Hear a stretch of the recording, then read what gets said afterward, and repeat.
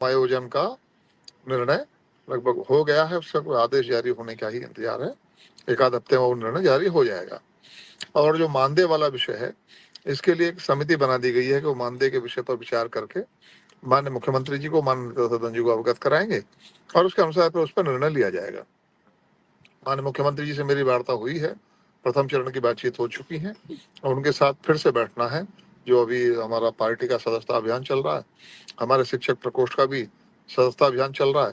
इस अभियान से निवृत्त होने के बाद हम लोग फिर बैठकर इनके विषय को निराकरण करने के लिए बात करेंगे। विधायक जी, लगातार शिक्षा मित्र ये मांग कर रहे हैं और ये मांग उनकी जायज भी है कि हमें एक ऐसा मानदेय दे दिया जाए जिससे घर परिवार चल सके। आप भी जानते हैं, और चूंकि आप समाज सेवा में काफी समय से हैं और शिक्षा को भली भांति आप बहुत नजदीकी से देखते आए। इस 10,000 और 9,000 अनुदेशक पाता है और 10,000 शिक्षा मित्र पाता है। इसमें परिवार चलाना इस महंगाई में बड़ी टेढ़ी चीज है।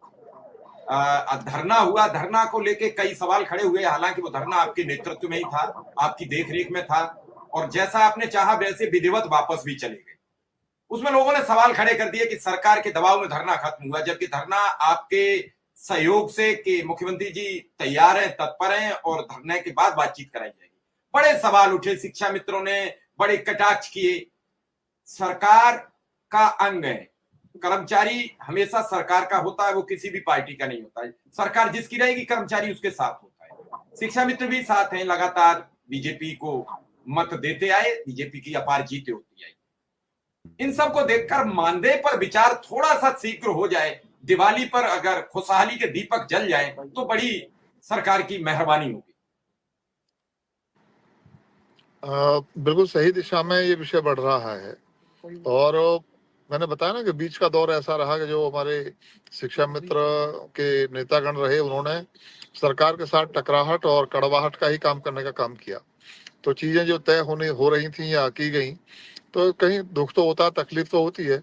नमस्कार साथियों, स्वागत है आप सभी का आज की इस नई वीडियो में। शिक्षा मित्रों के अंदर काफ़ी कहा जाए कि काफ़ी कन्फ्यूजन की स्थितियां थी कि आखिर हमारे भविष्य निर्धारण के लिए सरकार क्या करने वाली है, क्या स्थायीकरण होगा भी या फिर नहीं। फाइनल इसके ऊपर डिसीजन आ चुका है, इसके ऊपर फाइनल तरीके से एक बयान भी प्रेषित हुआ है। उस बयान को आगे वीडियो के साथ में आप सभी को दिखाएंगे, उस वीडियो को आप देखिएगा। उसके मध्य में सारी बातें प्रॉपर तरीके से रखी गई हैं। हाल ही के अंदर क्या क्या प्रक्रियाएं चल रही हैं उनके ऊपर भी वार्ताएं हैं।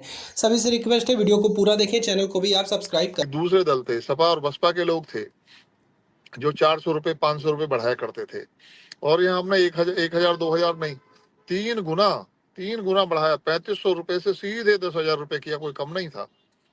लेकिन उसके बाद भी एक नेगेटिव वातावरण क्रिएट करने की कोशिश जो की गई, उनसे चीजें बिगड़ी। लेकिन अब धीरे धीरे हम और शुक्ला जी के नेतृत्व में हम सब लोग मिलकर इसको प्रयास कर रहे हैं, पटरी पर ला रहे हैं चीजों को और हम उम्मीद करते हैं सरकार के साथ बैठकर जल्दी ये विषय हल होगा। अनुदेशकों का भी विषय हम लोगों ने लिया है, उन पर भी साथ साथ विचार करेंगे। और भी अन्य सेवाएं हैं, देखिए यही नहीं, अब आंगनबाड़ी है उनको 5,000 रुपये मिलते हैं, आशा बहनें हैं उनको भी शायद इतना ही है। तो ऐसी बहुत सारी सेवाएं हैं। तो अभी एक रेगुलर शिक्षक के बराबर हम यदि बात करेंगे तो लगेगा यार वो शिक्षक भी उतना ही काम करते हैं जितना ये शिक्षा मित्र कर रहे हैं, उनका वेतन कम है, उनका ज्यादा है।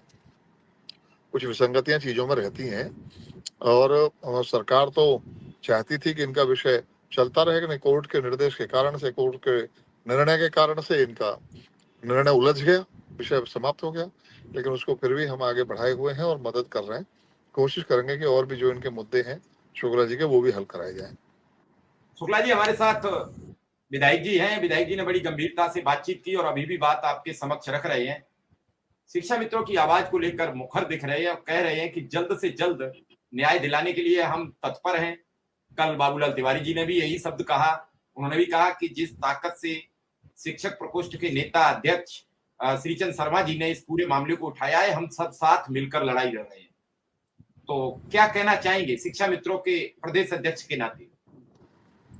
सर प्रणाम। हाँ प्रणाम। मैं लगातार जी प्रणाम। जब से आपके संरक्षण में हम लोग गए हैं, आपका दिशा निर्देश प्राप्त हुआ, आपने माननीय मुख्यमंत्री जी से बात किया, वो बात आकर के हम लोगों को डाइवर्ट किया, उसके बाद से लगातार चल रहा है।